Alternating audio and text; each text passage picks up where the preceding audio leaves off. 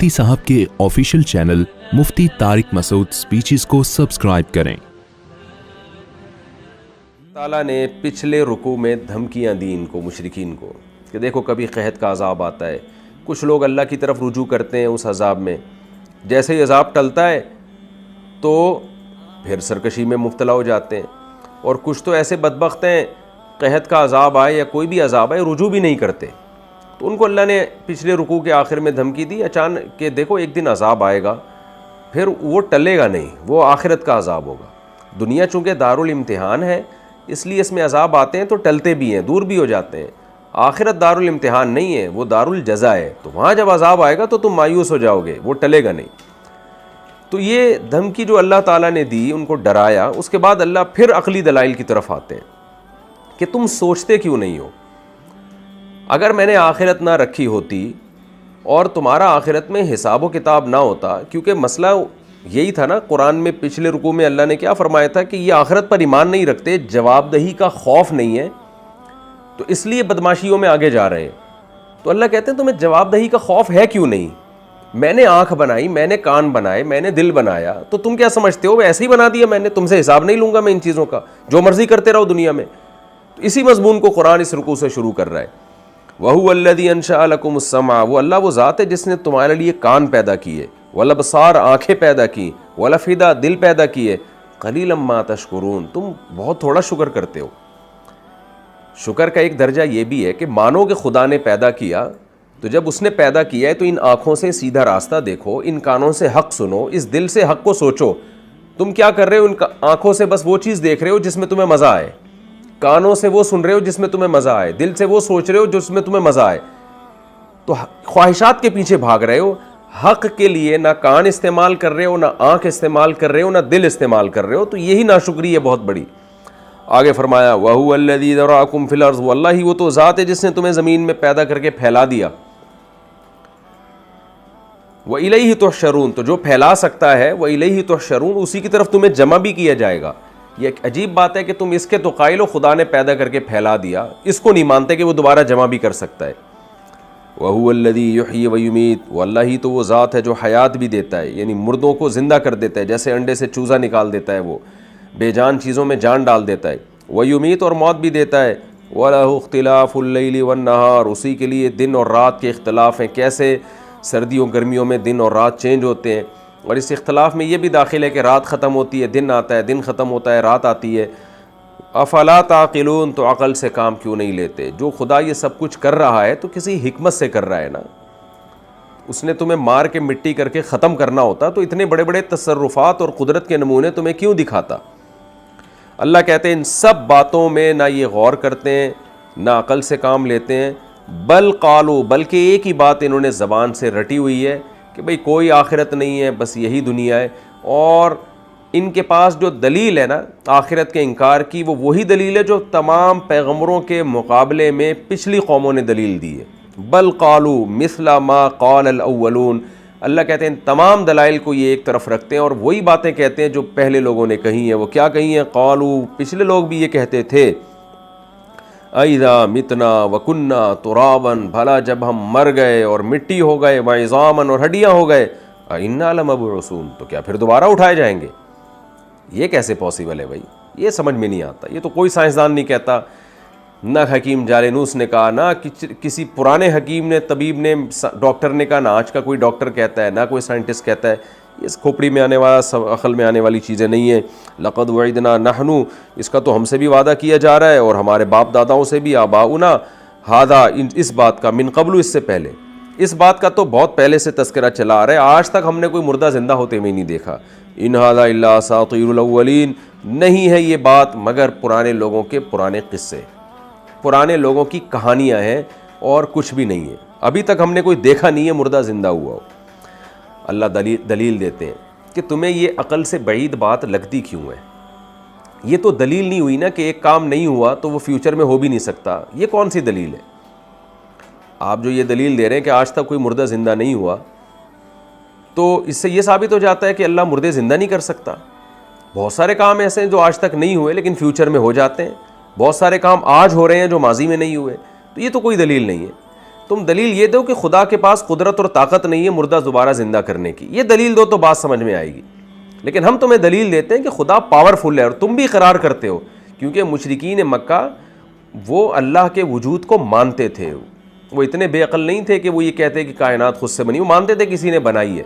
تو اللہ کہتے ہیں تم خود اقرار کرتے ہو، تو آؤ ہم تم سے سوال پوچھتے ہیں کہ تم بتاؤ. قل لمن الارض، اے نبی ان سے پوچھئے کس کے لیے زمین ہے، یہ زمین کا مالک کون ہے، ومن فیہا، اور وہ مخلوق جو زمین میں رہتی ہے اس کا مالک کون ہے. ان کنتم تعلمون، اگر تم جانتے ہو بتاؤ. سیقولون للہ، یہ عنقریب یعنی فوراً کہیں گے اللہ کے لیے. کیا مطلب؟ جب یہ اللہ کے لیے، اللہ اس کا مالک ہے، تو جو اتنا پاورفل ہو وہ دوبارہ کیوں پیدا نہیں کر سکتا؟ قل افلا تذکرون، تو کہہ دیجئے پھر تم نصیحت حاصل کیوں نہیں کرتے، پھر تم یہ کیوں کہتے ہو کہ یہ ہماری سمجھ میں نہیں آتا دوبارہ کیسے زندہ ہوں گے، جو اتنا پاورفل خدا ہے وہ کیوں دوبارہ پیدا نہیں کر سکتا. قل من رب السماوات السبع، اچھا پھر آپ ان سے پوچھئے کون ہے 7 آسمانوں کا پیدا کرنے والا. مشرکین مکہ 7 آسمانوں کے وجود کو مانتے تھے کیونکہ تمام آسمانی کتابوں میں اس کا تذکرہ تھا، تو یہ بات ان میں شائع ہو چکی تھی. تو اس کو کہتے ہیں دلیل الزامی، ایسی دلیل جس کو سامنے والا تسلیم کرتا ہو تو اس کی دلیل کو اسی پہ رد کر دینا. قل من رب السماوات السبع، کہہ دیجئے بتاؤ 7 آسمانوں کا پالن ہار رب کون ہے، مالک کون ہے. ورب العرش العظیم، اور بہت بڑے عرش کا مالک کون ہے. سیقولون للہ، یہ کہیں گے بھئی یہ سب چیزیں اللہ کے لیے ہیں. قل، کہہ دیجئے افلا تتقون، پھر تم ڈرتے کیوں نہیں ہو. کیا مطلب؟ ایک طرف تم مانتے بھی ہو کہ اس کائنات کا مالک بڑا پاورفل ہے، پھر یہ کیوں کہتے ہو کہ ہم دوبارہ کیسے پیدا ہوں گے، یہ تو عقل میں آتا ہی نہیں ہے. تم یہ بات کہتے ہوئے ڈرتے کیوں نہیں ہو، یعنی تم اس بات سے کیوں نہیں ڈرتے کہ وہ خدا تمہیں سزا دے سکتا ہے. بار بار یہ کیوں کہتے ہو یہ عقل سے بعید ہے، جو اتنا پاورفل ہے اس کے بارے میں یہ کہنا کہ یہ کیسے پیدا کرے گا، تو وہ اس کے عذاب سے تمہیں ڈرنا چاہیے، تم اس کی توہین کر رہے ہو. قل من بیدہ ملکوت کل شیء، اے نبی آپ ان سے تیسرا سوال پوچھئے بتاؤ کون ہے جس کے ہاتھ میں ہر چیز کے اختیارات ہیں، سب کچھ کر سکتا ہے اس کائنات میں وہ. وہو یجیر، وہ عذاب سے پناہ بھی دے سکتا ہے، کتنی بڑی سے بڑی مصیبتوں وہ بچا سکتا ہے. ولا یجار علیہ، لیکن وہ مصیبت دینے پر آ جائے تو کوئی اس کے خلاف تمہیں نہیں بچا سکتا. ان کنتم تعلمون، اگر تم جانتے ہو تو بتاؤ کون یہ سب کچھ، کس کے ہاتھ میں اختیارات ہیں. سیقولون للہ، فوراً یہ کہیں گے بھئی اللہ کے ہاتھ میں سارے اختیارات. قل، پھر اے نبی آپ ان سے کہہ دیجئے فانا تسحرون، پھر تم پر جادو جو کیا گیا ہے تو تم کدھر کو جا رہے ہو، یعنی اس جادو کی وجہ سے تم سیدھے راستے سے بھٹک گئے ہو، تمہاری عقل کام نہیں کر رہی ہے. فانا، کہاں جا رہے ہو پھر تم، یعنی پھر تم یہ جو کہہ رہے ہو نا کہ ہم دوبارہ کیسے زندہ ہوں گے، اس کا مطلب تم سیدھے ٹریک سے ہٹ گئے ہو، کسی نے تم پہ جادو کر دیا ہے، تمہاری عقل کام نہیں کر رہی ہے. تو کیا پھر یعنی بار بار یہ کیوں کہتے ہو کہ یہ کیسے ممکن ہے. دیکھیں آج بھی یہی ہو رہا ہے نا، آج بھی جو ملحد اور ایتھیسٹ لوگ ہیں ان کو جب بتایا جائے دوبارہ ہم نے زندہ ہونا ہے، کہتے ہیں یہ کیسے ممکن ہے. او بھائی، منی کے قطرے سے 9 مہینے میں بچہ ماں کے پیٹ سے باہر آ جاتا ہے، یہ کیسے ممکن ہو گیا. یہ تو تم نے دیکھ لیا اس لیے ایمان لے آئے، نہیں دیکھا ہوتا تو تم اس کا بھی انکار کرتے کہ یہ ہو ہی نہیں سکتا 9 مہینے میں انسان بن کے تیار ہو جائے. اور مٹی سے بنا ہے، وہ مٹی سے منی سے جناب پورا بچہ، یہ تھوڑے دنوں میں یہ سارا پروسیس کمپلیٹ ہو جاتا ہے. تو یہ کیسے ممکن ہے کہ خدا دوبارہ زندہ، یہ کیسے یعنی اچھمبے کی بات ہے کہ دوبارہ پیدا نہیں کر سکتا. آگے اللہ فرماتے ہیں بل اتیناہم بالحق، اصل بات یہ ہے کہ نہ ان پہ جادو ہوا ہے، نہ ان کی عقل نے کام کرنا چھوڑ دیا ہے. بات اصل میں یہ ہے کہ ہم ان کے پاس حق لے کر آئے ہیں. جب حق آتا ہے نا تو بہت کم لوگ ہوتے ہیں جن کو اس حق کو ماننے کی توفیق ملے، کیونکہ حق ان کی خواہشات کے اگینسٹ جاتا ہے. وَإِنَّهُمْ لَكَاذِبُونَ، اور یہ جھوٹ بول رہے ہیں. جو جھوٹ بولتا ہے نا، بے وقوف یا پاگل کے عمل کو جھوٹ نہیں کہا جاتا. جھوٹ اسی کو کہا جاتا ہے جو جانتے بوجھتے ہوئے غلط بیانی سے کام لے رہا ہو. کیا مطلب؟ یہ جانتے بوجھتے ہوئے غلط بیانی سے کام لے رہے ہیں. ان کا بھی ضمیر کہتا ہے کہ جو خدا یہ سب کچھ کر سکتا ہے وہ دوبارہ بھی پیدا کر سکتا ہے.